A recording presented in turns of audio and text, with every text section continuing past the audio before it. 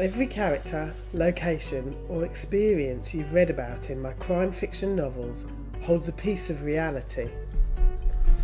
I'm Helen Taylor.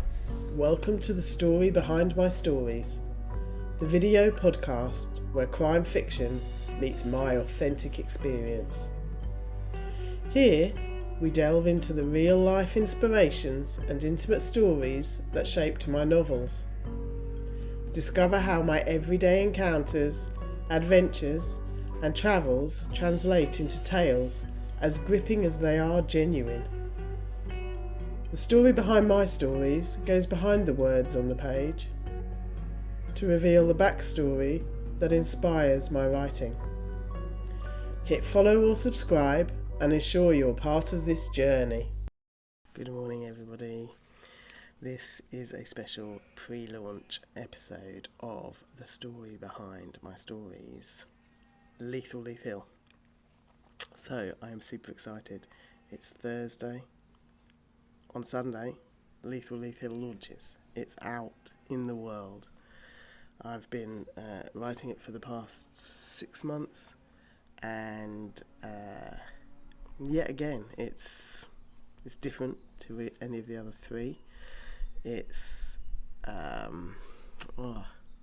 it's much more in your head, and moving through different suspects and interviews with them and how the team process those. It's set in the beautiful Surrey Hills on Leith Hill, which is lethal in the book as where somebody dies, and in my story behind Leith Hill, as it's a lethal hill to cycle up. So that just gives you a little taster. It is out on Sunday, and you will see from the intro for this series, if you are watching this on Spotify or on YouTube, that it's set at a cycle race, of which, as you know, story behind my stories, I competed in myself. Different time from Goodwin, obviously.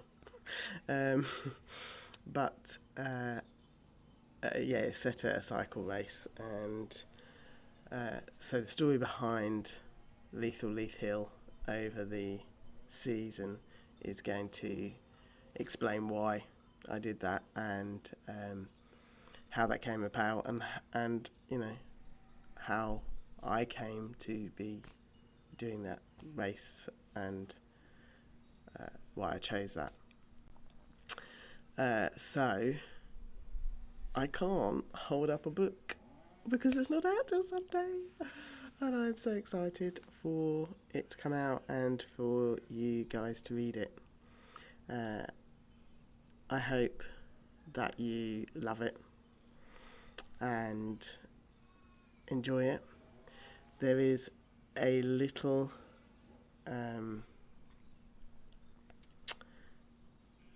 a special thing at the back of the all copies.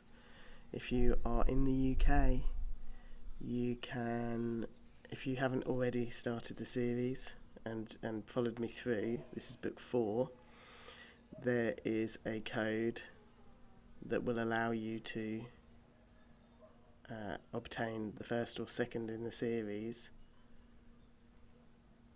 on Kindle free of charge,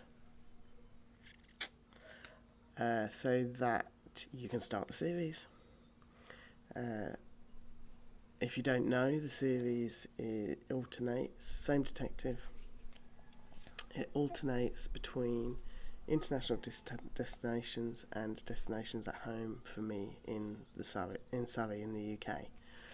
And it starts with Tie-Dye, which is also season 1 of the podcast, and that is set in Thailand.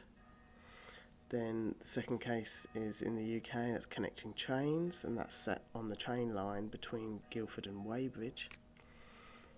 And season 3, or book 3, season 3 of the podcast is A Lower Goodbye, which is set on a cruise ship travelling to Hawaii. And then book 4, this one, Leith Hill, is set on Leith Hill, funnily enough, in the beautiful Surrey Hills. And each book is standalone, and you can read each book standalone, but you can also read them in order. The characters do develop. The international ones is more he's acting alone and gets involved in the murders, the crimes, etc., because of the circumstances of him being there. And the UK ones are with the whole team, and so the team is developing and the team is more. So this is just a brief intro, and to let you know that if you buy the book on Sunday, any form, there will be the option to get that free link to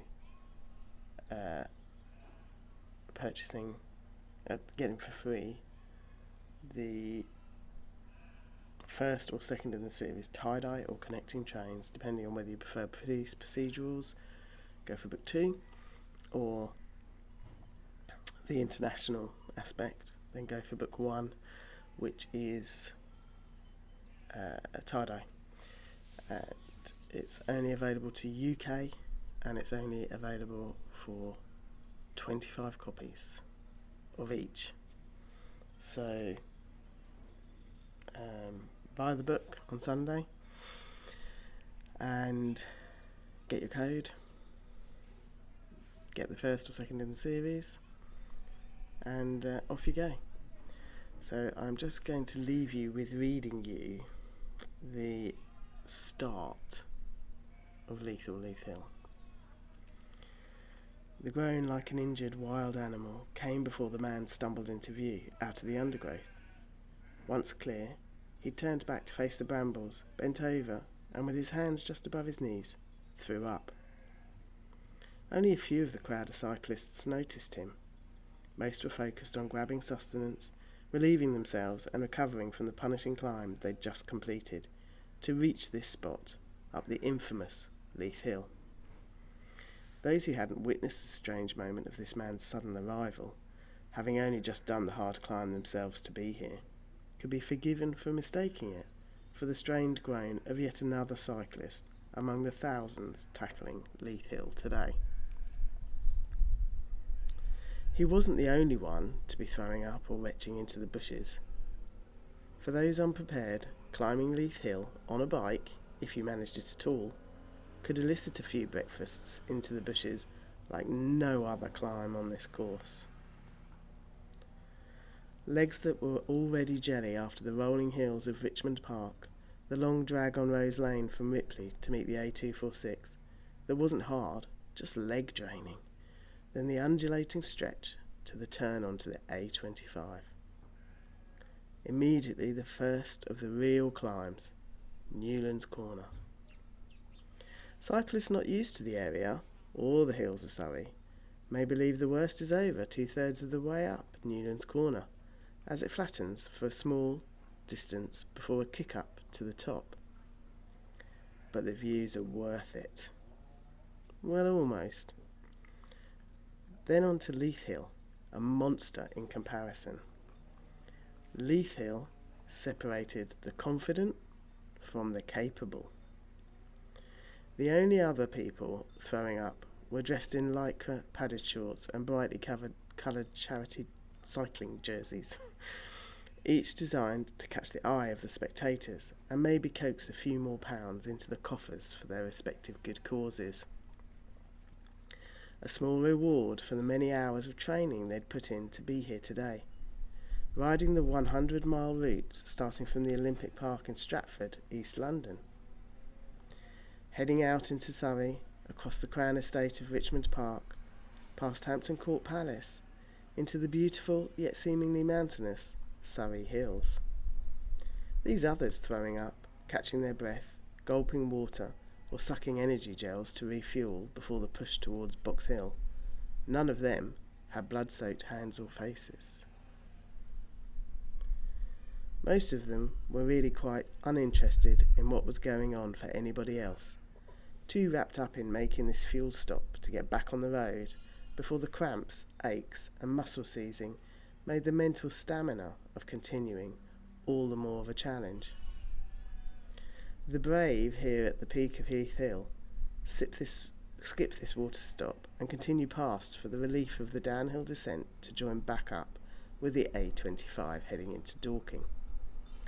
So this stranger in their midst, not dressed in lycra or high-vis marshal vest, was all but ignored. He finished emptying his stomach, straightened up gingerly and turned slowly to face the 4 or 5 concerned cyclists and the single marshal who they'd called over. The man stood in front of them was in his early 40s, trousers torn and dirty, dark-stained knees, blood on his hands, up his bare arms to the sleeves of his polo shirt, drying already on the left-hand side of his face and on his collar. He pointed behind him into the woods and looked down at the leather strap he had in his hand. It, too, had blood on it. He shut his eyes with a moan. He stared at his hands, what they held, and looked to where he'd broken through. The wounded cry came again, silencing the chattering of those around, unaware of him. He raised his arm and whimpered, "Elsie," as he collapsed on the ground. That's the start of Leith Hill. It's out Saturday, 30th of November. Remember, buy it on Sunday.